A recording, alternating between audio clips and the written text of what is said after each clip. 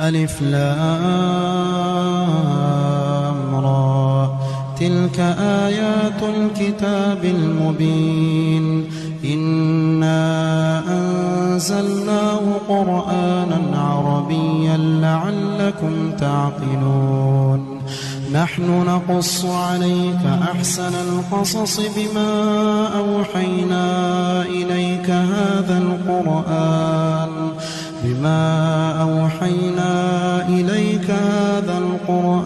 وإن كنت من قبله لمن الغافلين إذ قال يوسف لأبيه يا أبت إني رأيت 11 كوكبا والشمس والقمر رأيتهم لي ساجدين قال يا بني لا تقصص رؤياك على إخوتك فيكيدوا لك كيدا إن الشيطان للإنسان عدو مبين وكذلك يجتبيك ربك ويعلمك من تأويل الأحاديث ويتم نعمته عليك وعلى آل يعقوب كما أتمها على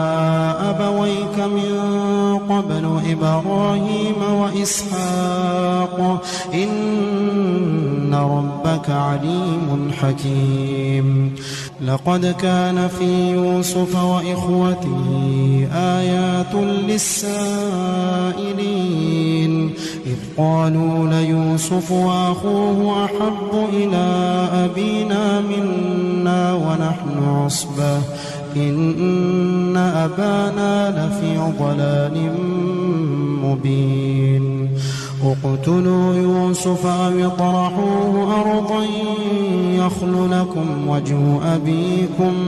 يخل لكم وجه أبيكم وتكونوا من بعده قوما صالحين قال قائل منهم لا تقتلوا يوسف وألقوه في غيابة الجب يلتقطوا بعض السيارة إن كنتم فاعلين قالوا يا أبانا ما لك لا تأمنا على يوسف وإنا له لناصحون أرسله معنا غدا يرتع ويلعب وإنا له لحافظون قال إني ليحزنني أن تذهبوا به وأخاف أن يأكله الذئب وأنتم عنه غافلون قالوا لئن أكله الذئب ونحن عصبة إنا إذا لخاسرون فلما ذهبوا به وأجمعوا أن يجعلوه في غيابة الجب وأوحينا إليه لتنبئنهم بأمرهم هذا وهم لا يشعرون وجاءوا أباهم عشاء يبكون قالوا يا أبانا إنا ذهبنا نستبق وتركنا يوسف عند متاعنا فأكله الذئب وما أنت بمؤمن لنا ولو كنا صادقين وجاءوا على قميصه بدم كذب قال بل سولت لكم أنفسكم أمرا صبر جميل والله المستعان على ما تصفون وجاءت سيارة فأرسلوا واردهم فأدلى دلوه قال يا بشرى هذا غلام وأسروه بضاعة والله عليم بما يعملون وشروا بثمن بخس دراهم معدودة وكانوا فيه من الزاهدين وقال الذي اشتراه من مصر لامرأته أكرمي مثواه عسى أن ينفعنا أو نتخذه ولدا وكذلك مكنا ليوسف في الأرض ولنعلمه من تأويل الأحاديث والله غالب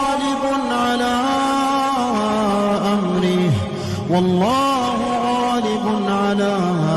أمره ولكن أكثر الناس لا يعلمون ولما بلغ أشده آتيناه حكما وعلما وكذلك نجزي المحسنين وراودته التي هو في بيتها عن نفسه وغلقت الأبواب وقالت هيت لك قال معاذ الله إنه ربي أحسن مثواي إنه لا يفلح الظالمون ولقد همت به وهم بها لولا أن رأى برهان ربه كذلك لنصرف عنه السوء والفحشاء إنه من عبادنا المخلصين واستبق الباب وقدت قميصه من دبر وألف يا سيدها لدى الباب قالت ما جزاء من أراد بأهلك سوءا إلا أن يسجن أو عذاب أليم قال هي راودتني عن نفسي وشهد شاهد من أهلها إن كان قميصه قد من قبل فصدقت وهو من الكاذبين وإن كان قميصه قد من دبر فكذبت وهو من الصادقين فلما رأى قميصه قد من دبر قال إنه من كيدكن إن كيدكن عظيم يوسف أعرض عن هذا واستغفري لذنبك إنك كنت من الخاطئين وقال نسوة في المدينة امرأة العزيز تراود فتاها عن نفسه قد شغفها حبا إنا لنراها في ضلال مبين فلما سمعت بمكرهن أرسلت إليهن وأعتدت لهن متكأ وآتت كل واحدة منهن سكينا وقالت اخرج عليهن فلما رأينه أكبرنه وقطعن أيديهن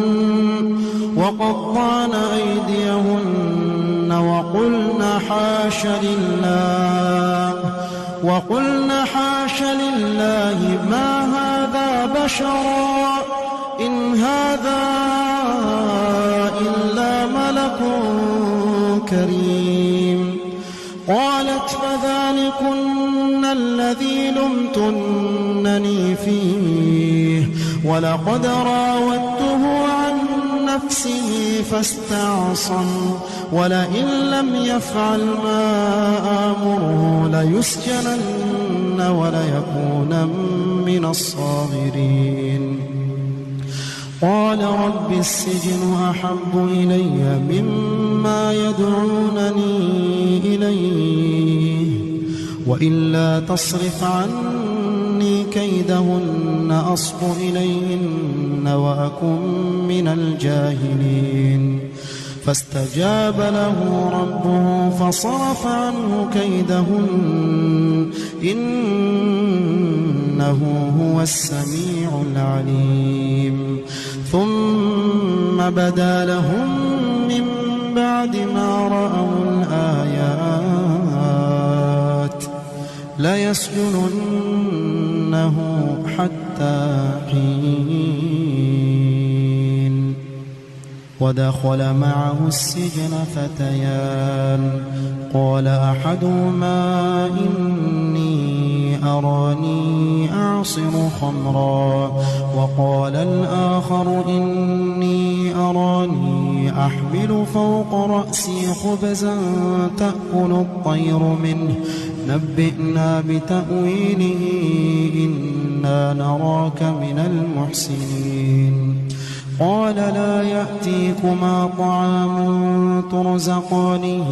إلا نبأتكما بتأويله قبل أن يأتيكما ذلكما مما علمني ربي إني تركت ملة قوم لا يؤمنون بالله وهم بالآخرة هم كافرون واتبعت ملة آبائي إبراهيم وإسحاق ويعقوب ما كان لنا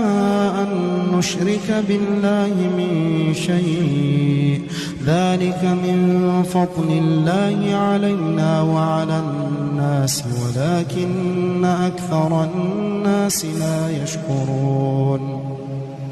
يا صاحبي السجن أأرباب متفرقون خير أم الله الواحد القهار ما تعبدون من دونه إلا أسماء سميتموها أنتم وآباؤكم ما أنزل الله بها من سلطان إن الحكم إلا لله أمر ألا تعبدوا إلا إياه ذلك الدين القيم ولكن أكثر الناس لا يعلمون يا صاحبي السجن أما أحدكما فيسقي ربه خمرا وأما الآخر فيصلب فتأكل الطير من رأسه قضي الأمر الذي فيه تستفتيان وقال للذي ظن أنه ناج منهما اذكرني عند ربك فأنساه الشيطان ذكر ربه فلبث في السجن بضع سنين وقال الملك إني أرى 7 بقرات سمان يأكلهن 7 عجاف و7 سنبلات خضر وأخر يابسات يا أيها الملأ أفتوني في رؤياي إن كنتم للرؤيا تعبرون قالوا أضغاث أحلام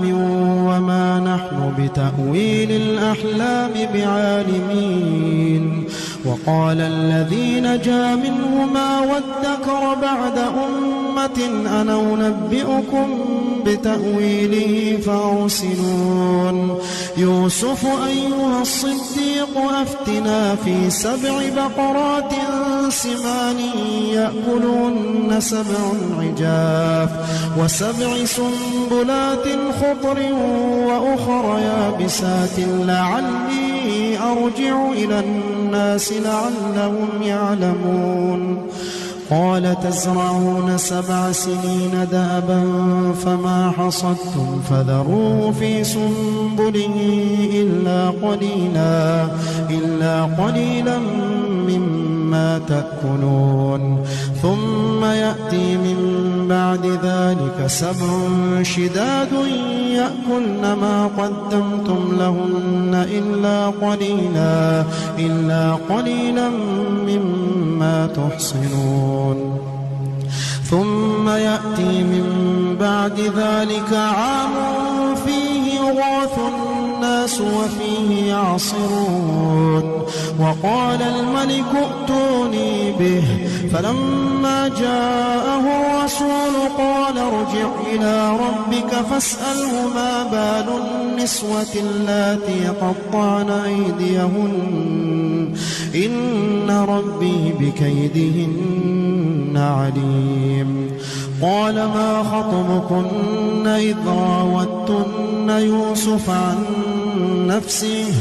قلنا حاش لله ما علمنا عليه من سوء قالت امرأة العزيز الآن حصحص الحق أنا راودته عن نفسه وإنه لمن الصادقين ذلك ليعلم أني لم أخنه بالغيب وأن الله لا يهدي كيد الخائنين وما أبرئ نفسي إن النفس لأمارة بالسوء إلا ما رحم ربي إن ربي غفور رحيم وقال الملك ائتوني به أستخلصه لنفسي فلما كلمه قال إنك اليوم لدينا مكين أمين قال اجعلني على خزائن الأرض إني حفيظ عليم وكذلك مكنا ليوسف في الأرض يتبوأ منها حيث يشاء نصيب برحمتنا من نشاء ولا نضيع أجر المحسنين ولأجر الآخرة خير للذين آمنوا وكانوا يتقون وجاء إخوة يوسف فدخلوا عليه فعرفهم وهم له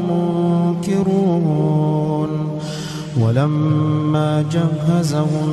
بجهازهم قال ائتوني بأخ لكم من أبيكم ألا ترون أني أوفي الكيل وأنا خير المنزلين فإن لم تأتوني به فلا كيل لكم عندي ولا تقربون قالوا سنراود عنه أباه وإنا لفاعلون وقال لفتيانه جعلوا بضاعتهم في رحالهم لعلهم يعرفونها إذا انقلبوا إلى أهلهم لعلهم يرجعون فلما رجعوا إلى أبيهم قالوا يا أبانا منع منا الكيل فأرسل معنا أخانا نكتل وإنا له لحافظون قال هل آمنكم عليه إلا كما أمنتكم على أخيه من قبل فالله خير حافظا وهو أرحم الراحمين ولما فتحوا متاعهم وجدوا بضاعتهم ردت إليهم قالوا يا أبانا ما نبغي هذه بضاعتنا ردت إلينا ونمير أهلنا ونحفظ أخانا ونزداد كيل بعير ذلك كيل يسير. قال لن أرسله معكم حتى تؤتون موثقا من الله لتأتونني به إلا أن يحاط بكم. فلما آتوا موثقهم قال الله على ما نقول وكيل. وقال يا بني لا تدخلوا من باب واحد وادخلوا من أبواب متفرقة وما أغني عنكم من الله من شيء إن الحكم إلا لله عليه توكلت وعليه فليتوكل المتوكلون. ولما دخلوا من حيث أمرهم أبوهم ما كان يغني عنهم من الله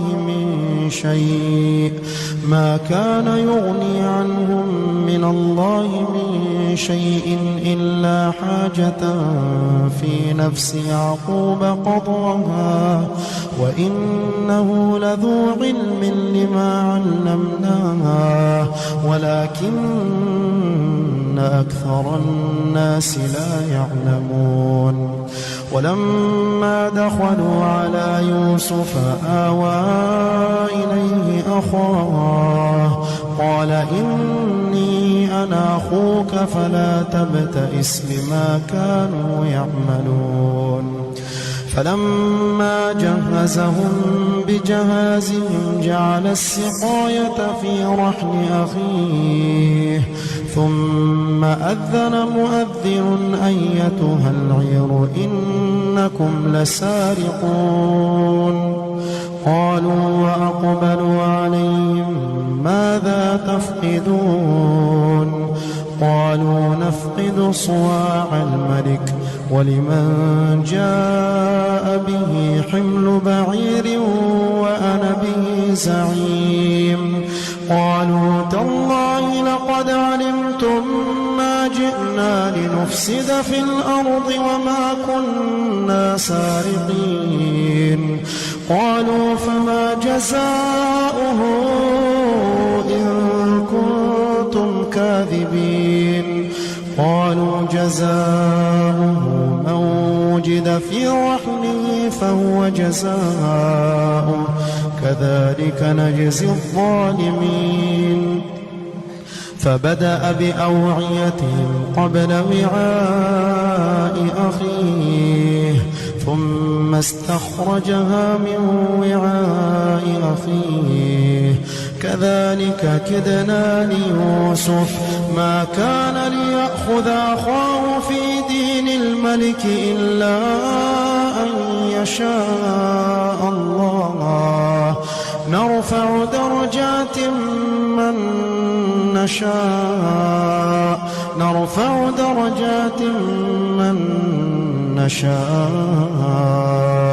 وفوق كل ذي علم عليم.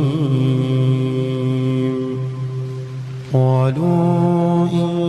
يسرق فقد سرق أخ له من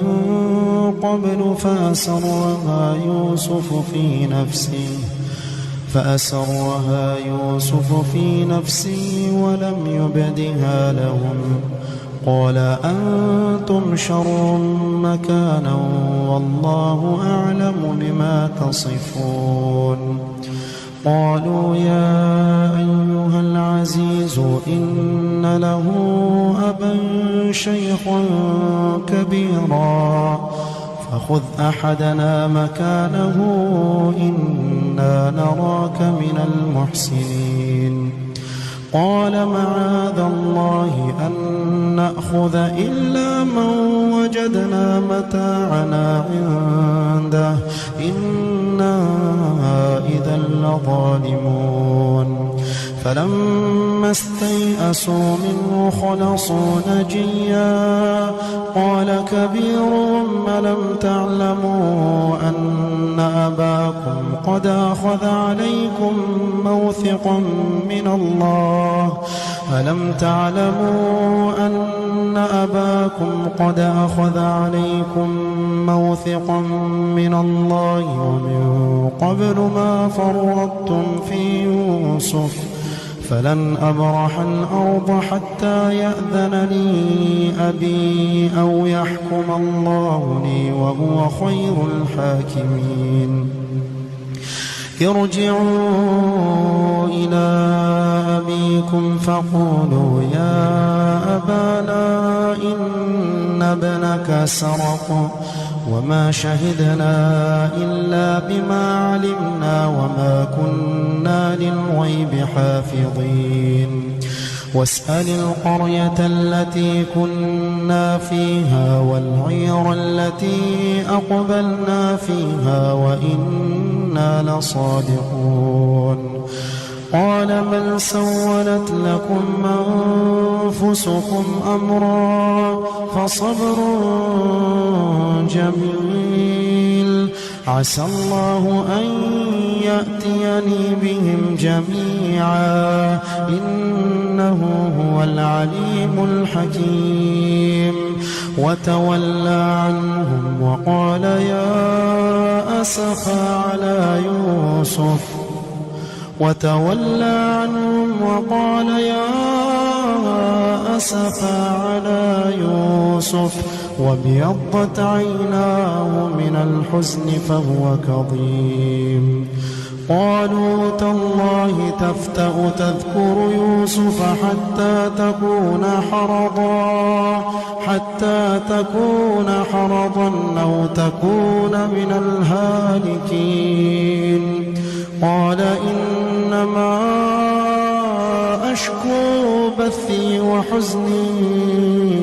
إلى الله قال إنما أشكو بثي وحزني إلى الله وأعلم من الله ما لا تعلمون يا بني اذهبوا فتحسسوا من يوسف وأخيه ولا تيأسوا من روح الله إنه لا ييأس من روح الله إلا القوم الكافرون فلما دخلوا عليه قالوا يا أيها العزيز مسنا وأهلنا الضر وجئنا ببضاعة مزجاة فأوف لنا الكيل وتصدق علينا إن الله يجزي المتصدقين قال هل علمتم ما فعلتم بيوسف وأخيه إذ أنتم جاهلون قالوا أئنك لأنت يوسف قال أنا يوسف وهذا أخي قد من الله علينا إنه من يتق ويصبر فإن الله لا يضيع أجر المحسنين قالوا تالله لقد آثرك الله علينا وإن كنا لخاطئين قال لا تثريب عليكم اليوم يغفر الله لكم وهو أرحم الراحمين اذهبوا بقميصي هذا فألقوه على وجه أبي يأت بصيرا وأتوني بأهلكم أجمعين ولما فصلت العير قال أبوهم إني لأجد ريح يوسف لولا أن تفندون قالوا تالله إنك لفي ضلالك القديم فلما أن جاء البشير ألقاه على وجهه فارتد بصيرا قال ألم أقل لكم إني أعلم من الله ما لا تعلمون قالوا يا أبانا استغفر لنا ذنوبنا إنا كنا خاطئين قال سوف أستغفر لكم ربي إنه هو الغفور الرحيم فلما دخلوا على يوسف آوى إليه أبويه وقال ادخلوا مصر إن شاء الله آمنين ورفع أبويه على العرش وخروا له سجدا وقال يا أبت هذا تأويل رؤياي من قبل قد جعل ربي حقا وقد أحسن بي إذ أخرجني من السجن وجاء بكم من البدو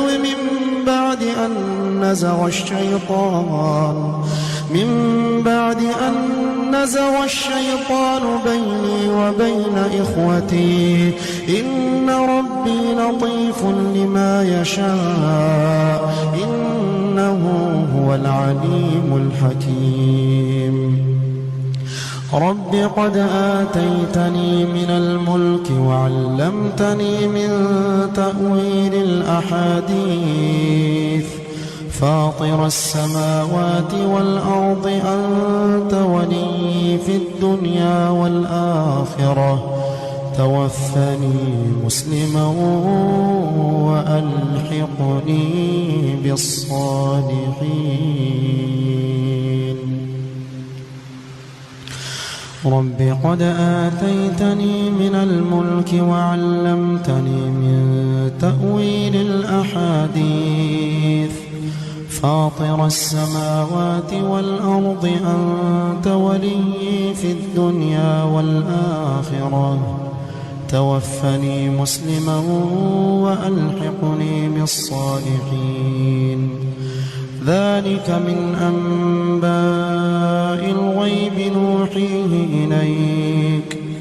وما كنت لديهم إذ أجمعوا أمرهم وهم يمكرون وما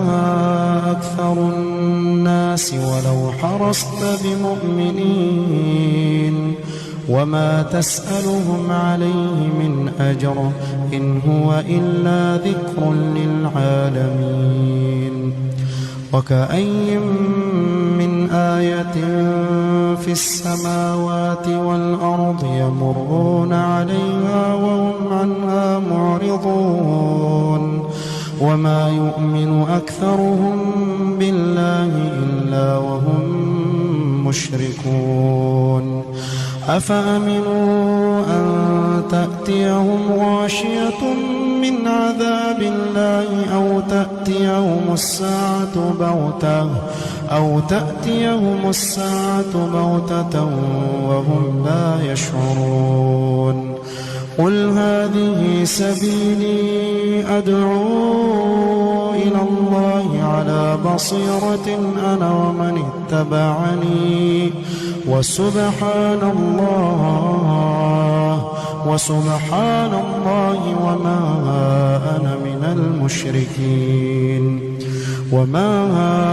أرسلنا من قبلك إلا رجالا نوحي إليهم من أهل القرى أفلم يسيروا في الأرض فينظروا كيف كان عاقبة الذين من قبلهم ولدار الآخرة خير للذين اتقوا أفلا تعقلون حتى إذا استيأس الرسل وظنوا أنهم قد كذبوا جاءهم